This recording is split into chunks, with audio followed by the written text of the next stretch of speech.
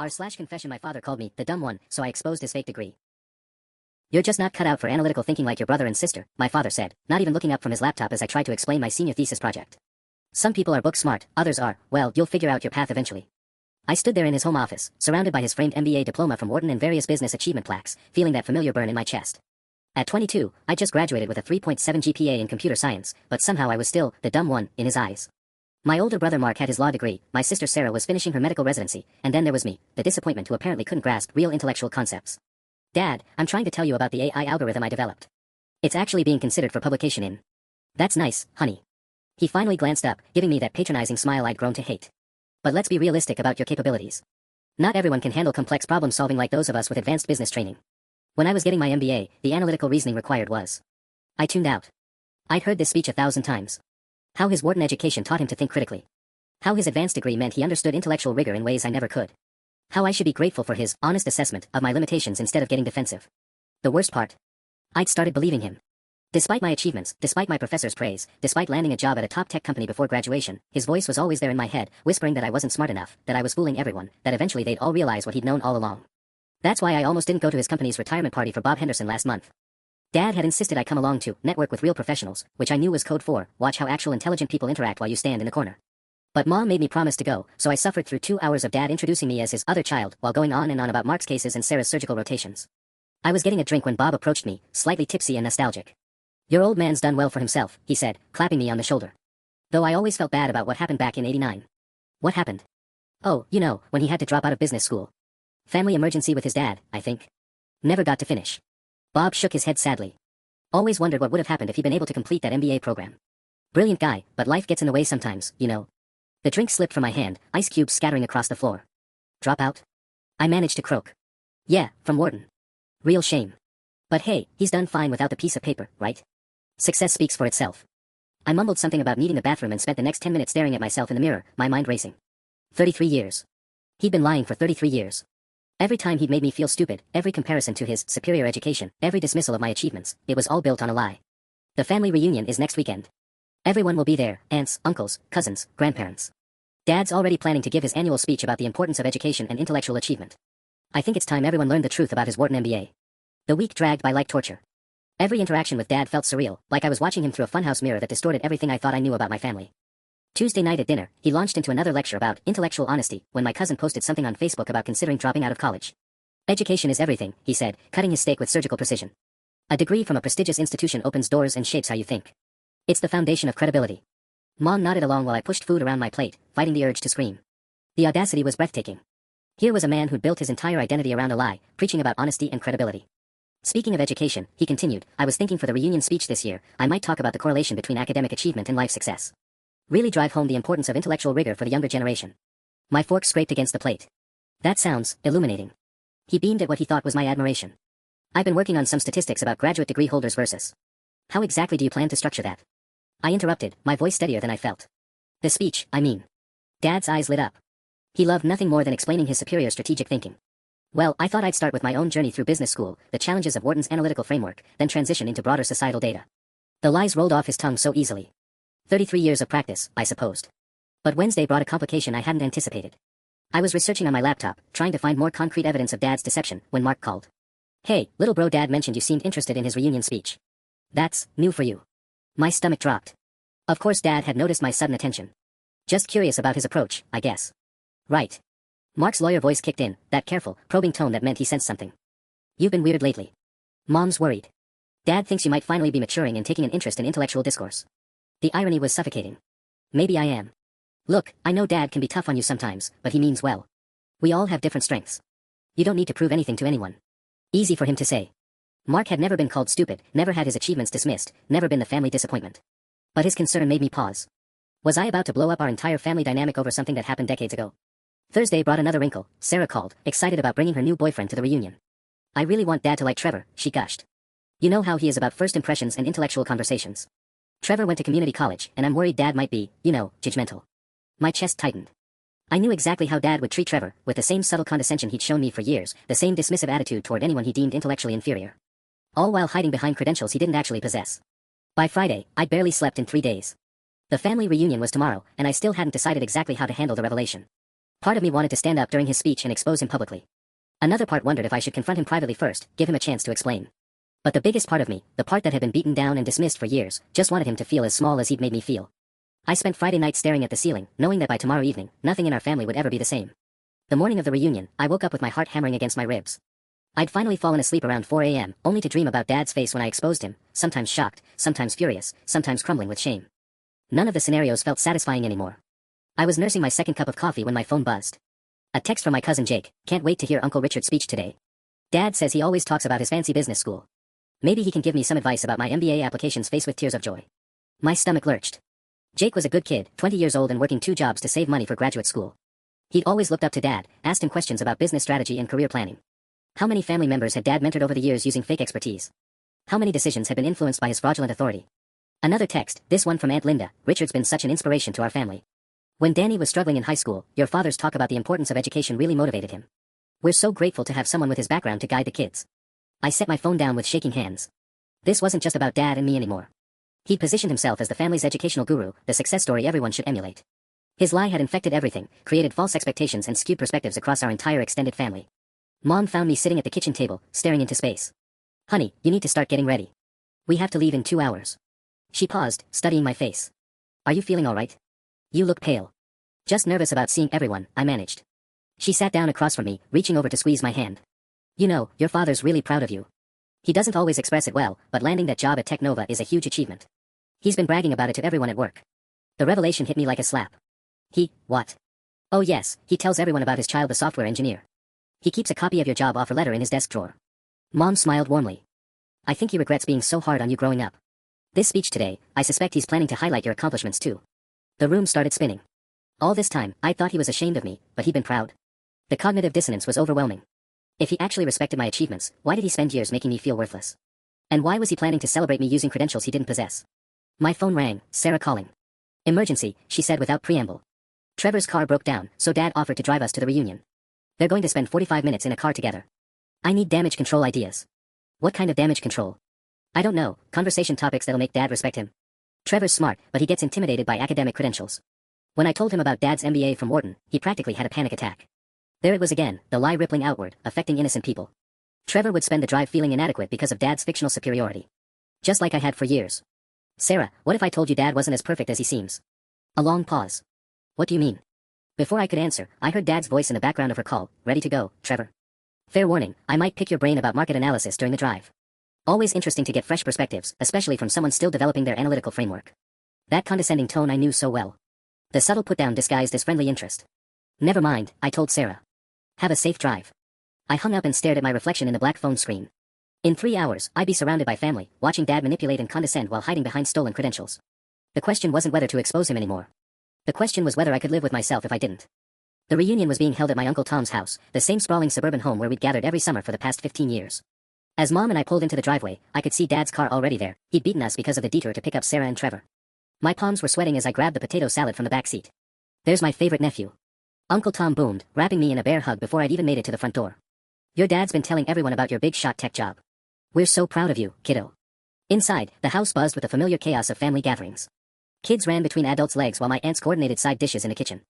I spotted Dad immediately. He was holding court near the fireplace with a cluster of relatives, Trevor standing slightly behind Sarah with the deer-in-headlights expression I knew all too well. The key to understanding market dynamics, Dad was saying, gesturing with his beer, is recognizing that business school teaches you to see patterns others miss. At Wharton, we called it systematic analytical thinking. Trevor nodded earnestly while Sarah beamed with pride. My cousin Jake was taking notes on his phone. Uncle Richard, Jake interrupted, I'm actually applying to Wharton for next fall. Could you maybe write me a recommendation letter? Having an alumnus vouch for me would be huge. My heart stopped. Dad's face flickered for just a moment, so briefly I almost missed it, before sliding back into his confident smile. Well, Jake, recommendations are quite serious. The admissions committee knows my reputation there. I'd need to make sure you're truly ready for that level of academic rigor. The deflection was smooth, practiced. How many times had he done this over the years? How many requests had he artfully dodged? Of course. Jake said eagerly.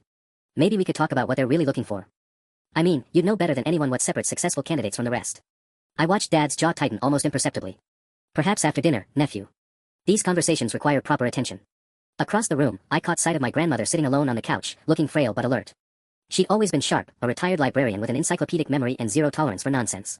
Dad had been more careful around her over the years, I realized now. Less boastful about his credentials when she was listening. Honey, Mom whispered, appearing at my elbow, you're staring. And you look like you're going to be sick. Before I could respond, my phone buzzed with a text from an unknown number. Hey, this is Trevor, Sarah's BF. She gave me your number. Your dad seems super smart, but I feel like an idiot next to him. Any tips for not sounding stupid when he talks about business stuff? Really want to make a good impression. The message hit me like a punch to the gut.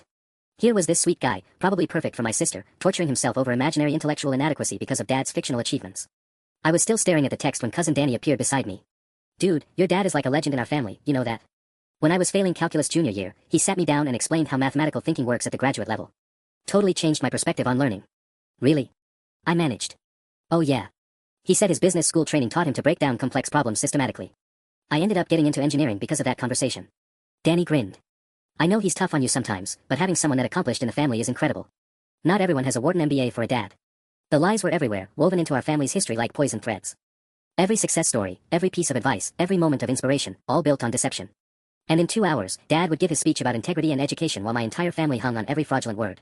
Dinner felt like an elaborate performance where everyone knew their lines except me. I sat between my grandmother and Aunt Linda, mechanically eating Uncle Tom's famous barbecue while conversations swirled around me. Every few minutes, someone would reference Dad's business expertise or mention his prestigious education, and I'd feel that familiar twist in my stomach. Richard, you simply must talk to my neighbor's son, Aunt Linda was saying across the table. He's considering business school, and hearing from a Wharton graduate would mean the world to him. I told him all about your success. Dad nodded graciously. Always happy to mentor young minds. Though I do hope he understands the commitment required. Not everyone is cut out for that level of academic intensity. I caught Trevor shrinking slightly in his chair.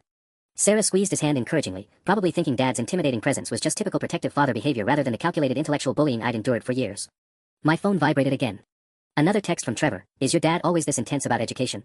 Sarah says he values academic achievement above everything else. Starting to think I shouldn't have mentioned the community college thing, grinning face with sweat. I started typing a response 3 different times, then deleted each attempt. What could I say? Don't worry, his superiority complex is built on lies. Actually, you're probably more honest than he is. The truth felt too explosive for a text message, but watching this decent guy suffer under Dad's fictional authority was unbearable. Grandmother's voice cut through my spiral. Richard, dear, remind me which year you finished at Wharton. I was telling my book club about your accomplishments, but I want to make sure I have the details right. The entire table went quiet. Dad's fork paused halfway to his mouth, and for a split second, genuine panic flashed across his face. My pulse hammered in my ears. Oh, Mom, you don't need to bore your friends with ancient history, he said with forced lightness. But grandmother wasn't deterred. At 86, she had the persistence of someone who'd spent decades tracking down library reference questions. Nonsense, I'm proud of my son-in-law. Was it 1989? I remember something happening around then, but my memory isn't what it used to be. The year Bob Henderson had mentioned. The year Dad supposedly dropped out due to a family emergency. I watched sweat bead on Dad's forehead despite the air conditioning. Actually, I think the exact graduation date isn't as important as the education itself, Dad deflected, but his voice had that slightly higher pitch it got when he was nervous. The real value was the analytical training, the way they taught us to approach complex problems.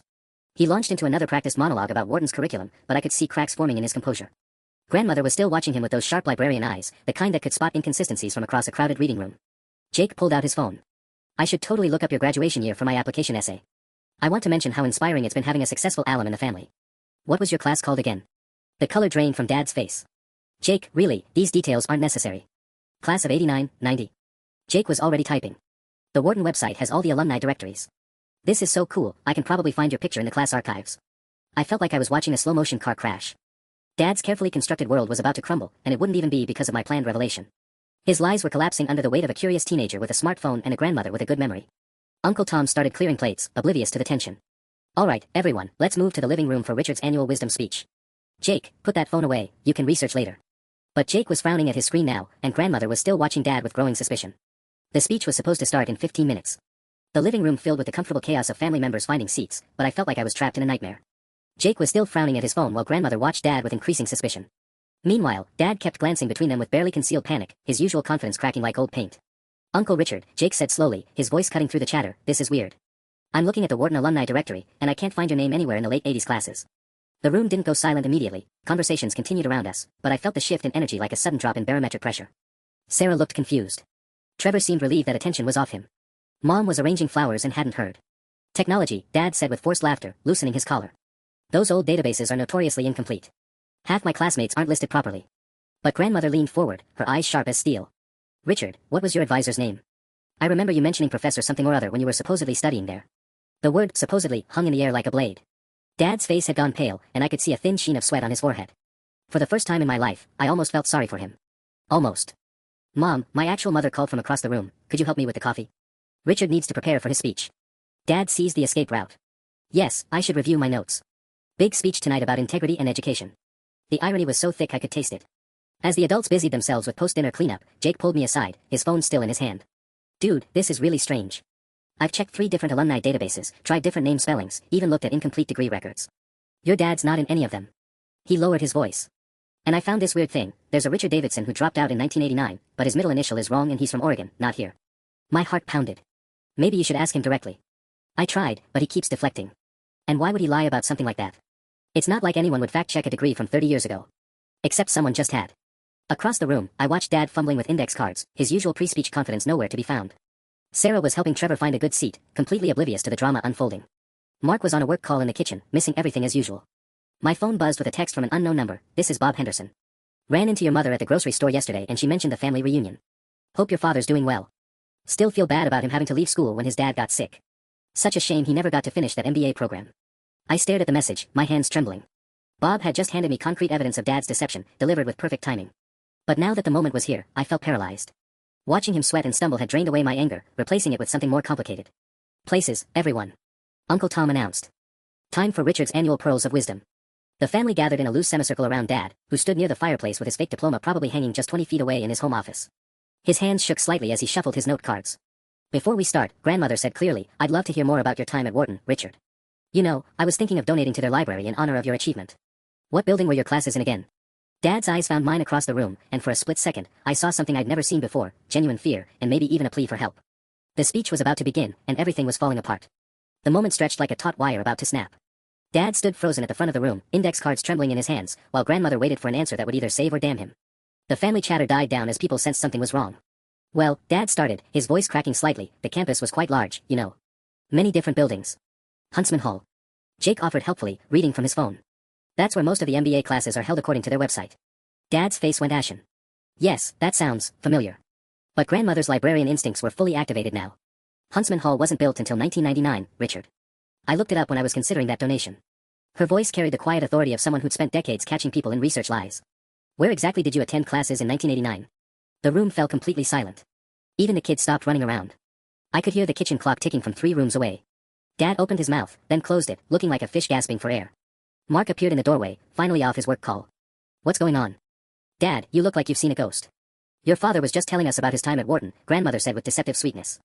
I'm trying to get the details right for my book club. Mark laughed. Mom, you've heard Dad's business school stories a million times. Can we just let him give his speech? Some of us have early flights tomorrow. But Jake was deep in his phone again, and his face had gone from confused to something approaching horror. Uncle Richard, I hate to keep pushing, but I found something weird. I called the alumni office directly while you were getting ready, and they have no record of you ever being enrolled. Not as a graduate, not as a dropout, nothing. The words hit the room like a bomb. Sarah's face went white. Trevor looked around nervously, clearly wishing he was anywhere else. Mom dropped the coffee cup she was carrying, sending ceramic shards across the hardwood floor. There must be some mistake, Mom said weakly, but even she sounded uncertain now. Dad's carefully constructed world was crumbling in real time, and I realized I was witnessing something both terrible and inevitable. All those years of feeling inferior, of questioning my own intelligence, of accepting his authority based on credentials he'd never earned, it was all dissolving in front of my extended family. Richard? Grandmother's voice cut through the chaos with surgical precision. Would you like to explain? The index cards fell from Dad's hands, scattering across the floor like his lies finally coming undone. He looked around the room desperately, his gaze landing on each family member before finally settling on me. There was something desperate in his eyes, almost pleading. He started, then stopped. His shoulders sagged as 33 years of deception caught up with him all at once. And in that moment, watching my father, the man who'd made me feel worthless for so long, standing there exposed and broken, I realized I had a choice to make. I could let him drown in his own lies, or I could do something that might save us both. The Bob Henderson text was still open on my phone. The truth was literally at my fingertips. But seeing Dad's devastation, I found myself questioning everything I'd planned. Was this justice, or was I about to destroy my family over old wounds that maybe, just maybe, could heal a different way? The silence stretched unbearably. Dad stood there deflating like a punctured balloon while everyone stared. I could practically hear the gears turning in my relatives' heads as they processed what Jake had discovered. 33 years of family mythology crashing down in real time. Then Sarah stood up abruptly. This is ridiculous. There's obviously some administrative error. Dad, just tell them. Sarah, sit down. Dad's voice was barely a whisper, but something in his tone made her freeze.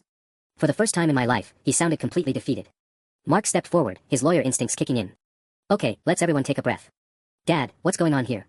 Just explain what happened. But before Dad could respond, my phone started ringing. Bob Henderson's name flashed on the screen, and I nearly dropped it in panic. The one person who knew the truth was calling right now, in front of everyone.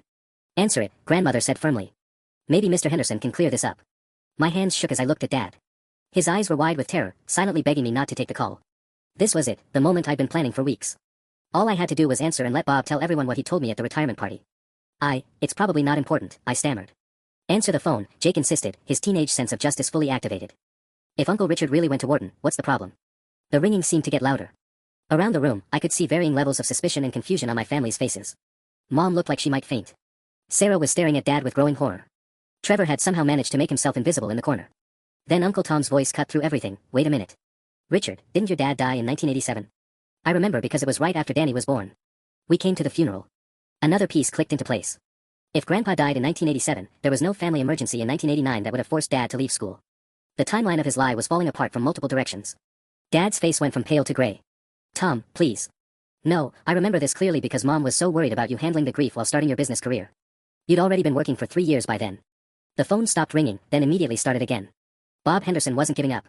Answer it, Mark demanded, his lawyer voice brooking no argument. If there's been some misunderstanding, let's clear it up right now. I looked around the room at my family, some confused, some angry, some heartbroken. These people had looked up to Dad for decades, had sought his advice, had used his supposed expertise to guide major life decisions. Jake had probably chosen his college major partly because of Dad's influence. Danny had switched to engineering based on Dad's fraudulent authority. And then there was Trevor, sweet Trevor who'd been torturing himself all day over his community college background, sitting in the corner looking like he wanted to disappear. All because my father had made him feel inferior using credentials he'd never earned. The phone rang a third time.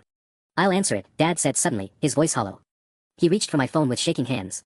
No. The word came out of my mouth before I could stop it. Everyone turned to look at me, and I realized I was standing now, though I didn't remember getting up. I'll answer it, I repeated, looking directly at Dad. Because I already know what Bob's going to say. The room went dead silent. Dad's face crumpled with the realization that I'd known all along. That this wasn't just an unlucky convergence of fact-checking, this was something much more deliberate. You knew. Sarah whispered. I looked at my sister, then at my broken father, then at my phone still ringing insistently. Yeah, I said quietly. I've known for weeks. The confession hung in the air like smoke. I could feel 20 pairs of eyes boring into me, but all I could focus on was the devastation spreading across Dad's face as he realized I'd been planning this moment for weeks. You knew. Mom's voice was barely audible. How long have you known? Before I could answer, my phone started ringing again.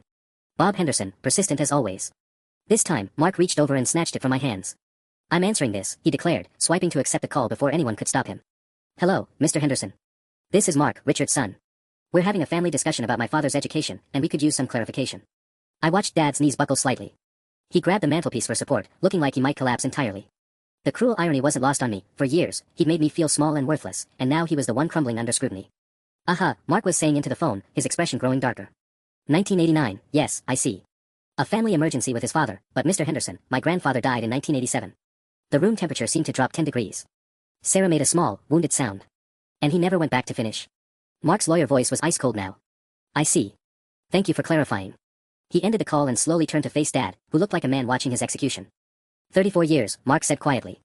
34 years of lying to your family. Mark, please let me explain, Dad started, but Jake interrupted. Wait. My cousin was frantically typing on his phone again. If Uncle Richard doesn't have an MBA, then what about all the business advice? The career counseling? I changed my entire major because he told me I had the analytical mindset for finance. The dominoes were falling faster now. Aunt Linda's face had gone white as she processed the implications. Richard, my neighbor's son, you're supposed to meet with him next week about business school applications. What am I supposed to tell him? And Trevor, Sarah said suddenly, whirling around to face her boyfriend. Honey, you've been beating yourself up all day because you thought my dad was some kind of academic superstar. Her voice cracked. When really? Trevor looked more confused than relieved. I don't understand. If he doesn't have an MBA, then why has he been acting like he's better than everyone else? I finished, finally finding my voice. That's exactly what I've been wondering for 22 years. Mom was crying now, quiet tears streaming down her face. Richard, how could you lie to me? To our children. I bragged about your degree to everyone, my book club, my coworkers, the neighbors. Joan, please, Dad reached for her, but she stepped back like he'd become radioactive. Grandmother's voice cut through the chaos with terrifying calm. Richard Davidson, you have spent decades accepting praise for achievements you never earned. You've given advice based on expertise you don't possess. You've made this entire family believe in a fiction. But the worst part, I said, surprised by the steadiness in my own voice, is how you use that lie to make other people feel inferior. To make me feel stupid for my entire life. Dad's eyes met mine, and I saw something I'd never seen before, not just fear or shame, but genuine recognition of the damage he'd caused. Son, I never meant. Yes, you did, I interrupted. Every time you dismissed my achievements, every time you compared me to your supposed superior education, every time you made me question my own intelligence, you meant all of it. The room was completely silent except for Mom's quiet sobbing. So here's my question, Dad, if you're not actually the intellectual authority you pretended to be for 34 years, what gives you the right to call anyone else the dumb one? The words hung in the air like a death sentence. Dad opened his mouth, then closed it, looking lost in a way I'd never seen before. Around the room, my family was processing not just the lie, but the cruelty that had stemmed from it. Jesus Christ, Richard, Uncle Tom said finally. You made this kid think he was stupid while you were, what? Playing dress up as an intellectual? Sarah was staring at Dad like she'd never seen him before. All those times you criticized his grades in high school, his college choices, his career path. Her voice trailed off as the full scope of his deception sank in. But it was Trevor who spoke next, his voice quiet but clear. You know what's funny? I've been sitting here all day feeling like an idiot because I went to community college and you went to Wharton. I actually apologized to Sarah on the way over for not being smart enough for her family. The shame on Dad's face deepened, but Trevor wasn't finished. And now I'm realizing that you've been putting on the same performance I was, pretending to be something you're not. Except I was honest about feeling insecure, and you've been lying about it for 3 decades. Mark was pacing now, his legal mind working through the implications. Dad, do you understand what you've done? You've given career advice to half this family based on fake credentials. Jake changed his major. Danny picked his college. How many decisions were influenced by expertise you don't actually have? I do have expertise. Dad finally exploded, his composure cracking completely. I've been successful in business for 30 years. I've built a career, managed teams, made strategic decisions. Based on a foundation of lies, grandmother interrupted coldly. How can we trust anything about your success when it started with fraud? Mom wiped her eyes and looked up at Dad with something that might have been disgust. Richard, I defended you to my sister when she said you were too hard on the kids. I told her you had high standards because of your education. I made excuses for your behavior because I thought. She couldn't finish the sentence. Jake was still staring at his phone, scrolling through something. Uncle Richard, I found your LinkedIn profile. You list Wharton MBA right at the top. That's not just lying to family, that's professional fraud. My stomach dropped. I hadn't thought about the professional implications. Dad's entire business reputation was built on academic credentials he'd never earned. Jake, delete that search history, Aunt Linda said quickly, her voice tight with panic. If this gets out beyond the family. It won't stay within the family, Mark said grimly. Dad, do you realize how serious this is? If anyone at your company finds out, if clients discover you've been misrepresenting your qualifications. Dad's face went from gray to green. Mark, please, I can explain. Explain what? How you've been committing resume fraud for 3 decades. How you've accepted promotions and clients based on fake credentials. Mark's lawyer instincts were in full overdrive. Dad, this isn't just a family problem anymore. This is potentially criminal. Sarah stood up abruptly. I can't. I need air. She grabbed Trevor's hand. Come on, let's go outside.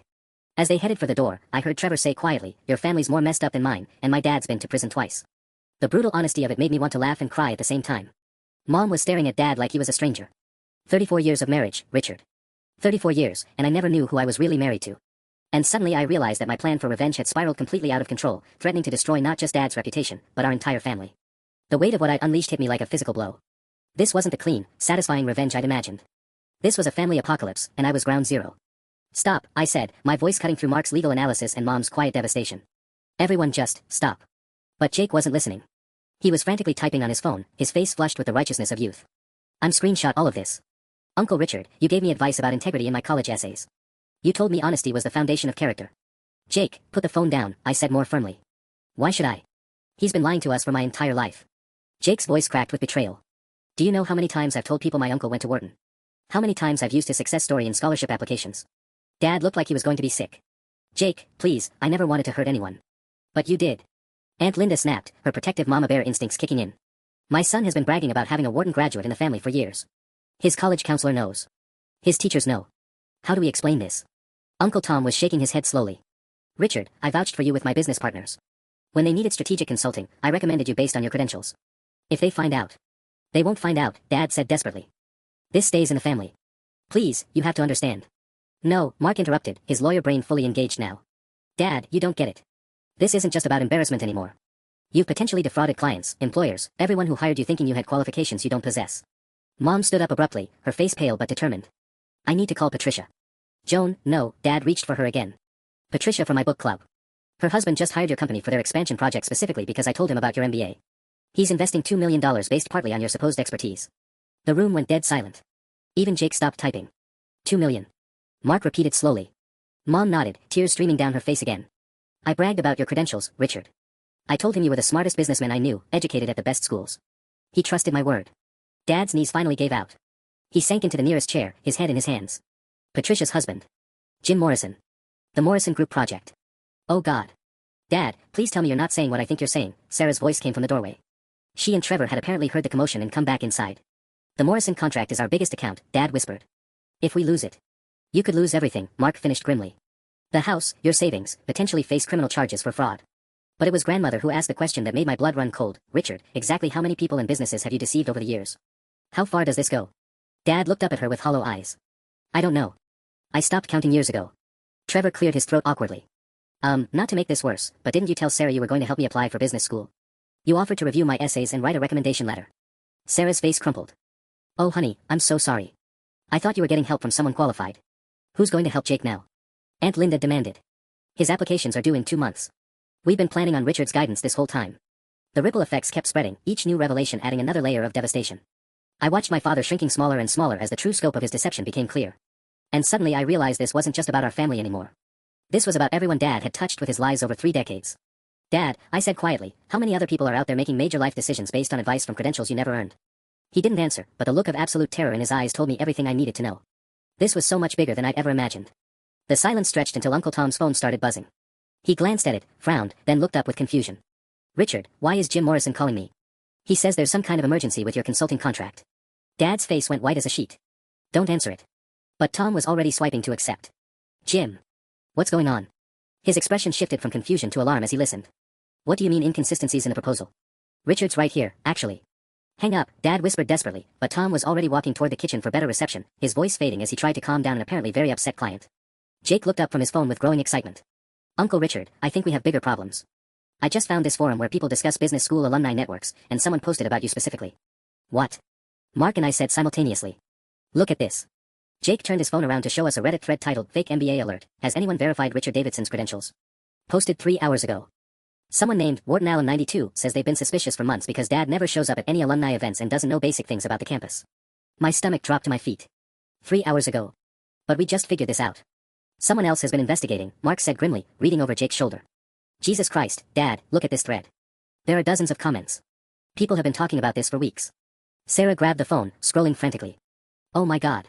There's a whole discussion about companies that hired him thinking he had an MBA. Someone says they're planning to contact his clients directly. Uncle Tom's voice carried from the kitchen, growing more agitated.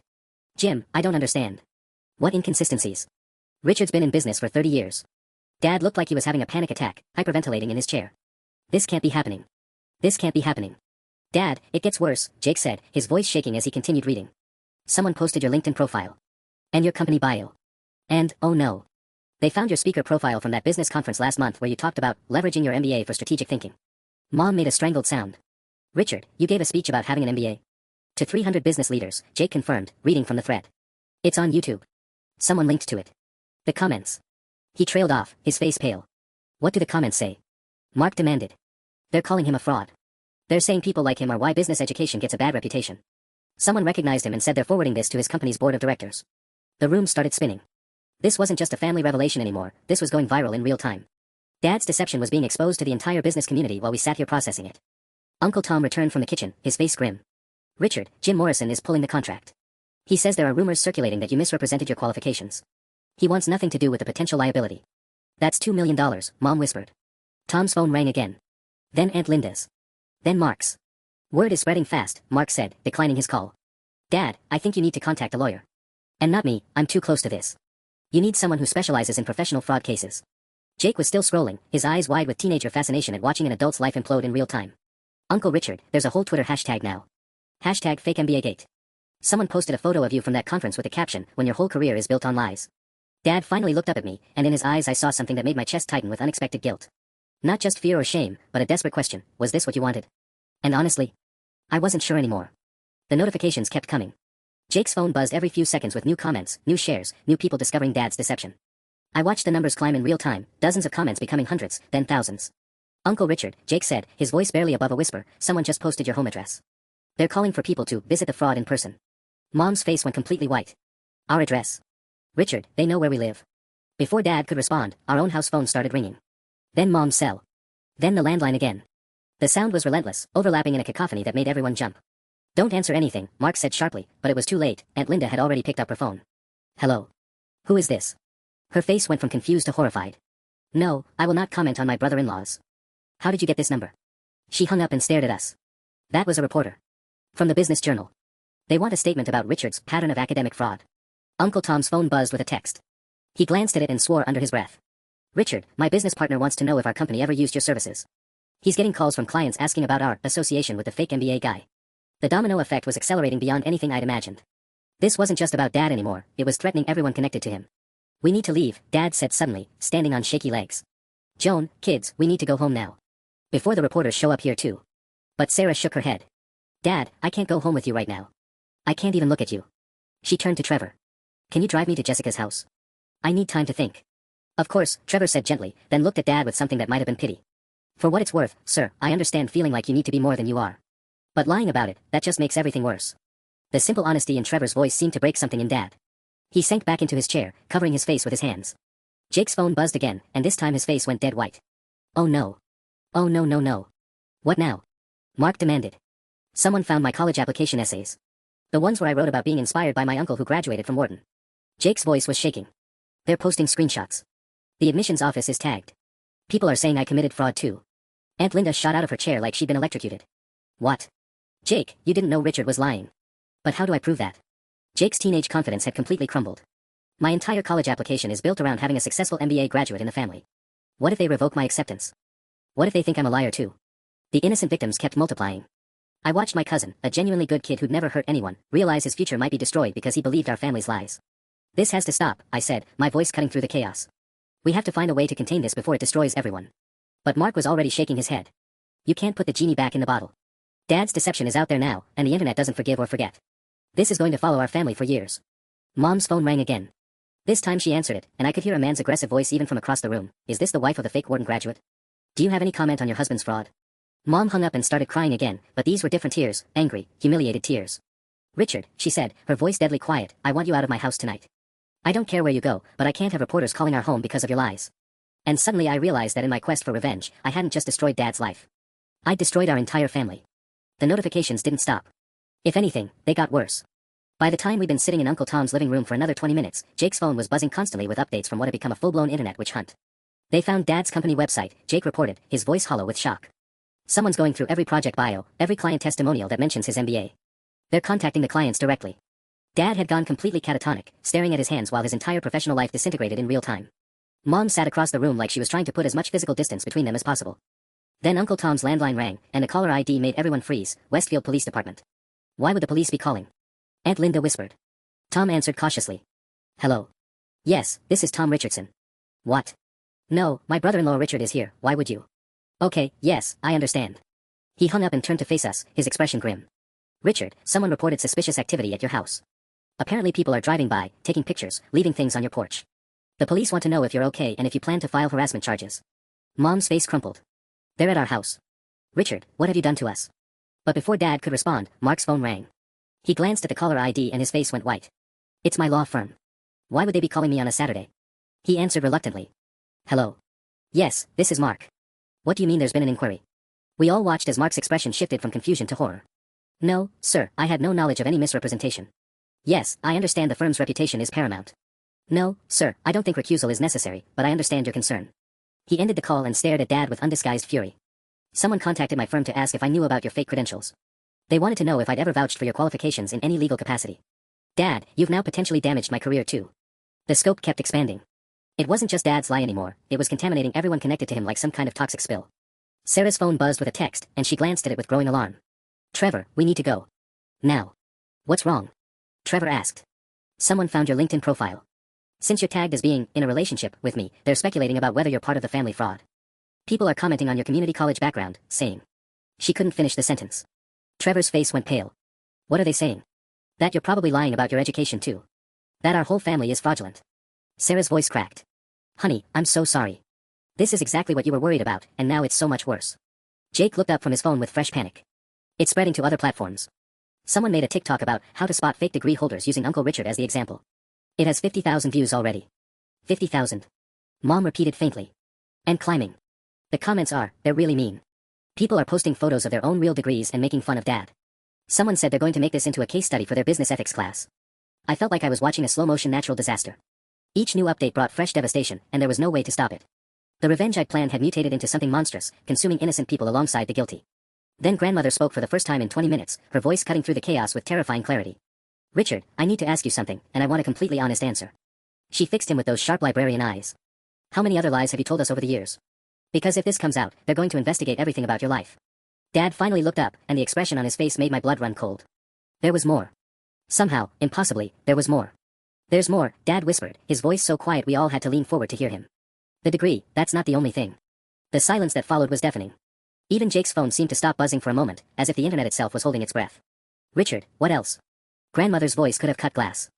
Dad's hands were shaking as he looked around the room at his family, his wife who'd asked him to leave, his children who could barely look at him, his extended family whose lives he'd just imploded.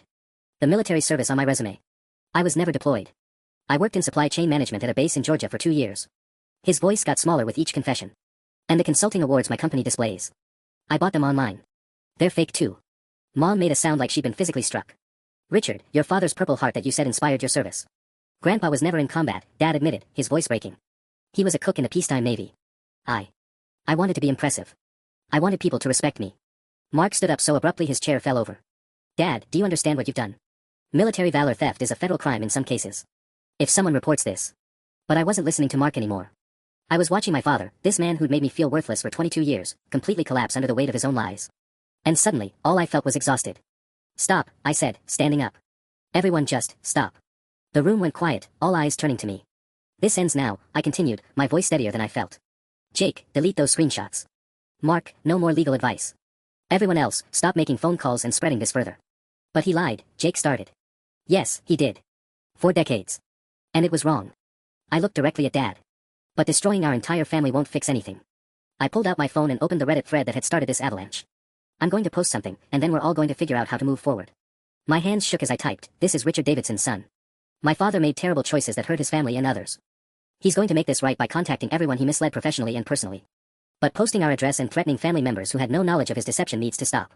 Some of you are hurting innocent people, including my college-aged cousin who believed what his family told him. Please remember there are real people behind your internet justice. I hit post and looked up at my family. Dad, you're going to call Jim Morrison and every other client tomorrow. You're going to tell them the truth and offer to make whatever amends you can. You're going to get help, therapy, career counseling, whatever it takes to figure out why you thought lying for 30 years was better than being yourself. Dad nodded mutely, tears streaming down his face. And Mom, I continued, you're going to decide if your marriage is worth saving, but you're going to do it without an audience of internet strangers. This is family business. I turned to Jake. Your college applications are honest because you didn't know Dad was lying. We're going to call your admissions counselor Monday and explain the situation. Most people understand that kids don't fact-check their relatives' degrees. Finally, I looked back at Dad. I'm not forgiven you yet. Maybe I never will. But I'm done letting your lies control my life, and I'm done letting them destroy everyone else's. The room was quiet except for Mom's soft crying. Trevor, I said to Sarah's boyfriend, who'd witnessed this entire family meltdown, welcome to the family. Sorry about the drama. He managed a weak smile. My family's got issues too. Just different ones. And somehow, impossibly, that made me laugh.